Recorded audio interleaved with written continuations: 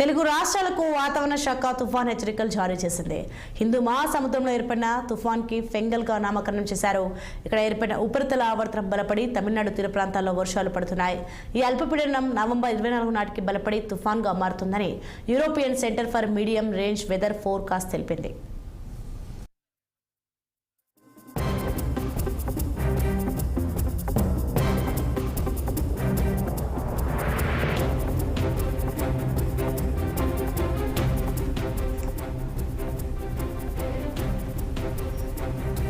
రాష్ట్రంలో పంచాయతీ ఎన్నికలకు సర్కార్ సిద్ధమవుతుంది.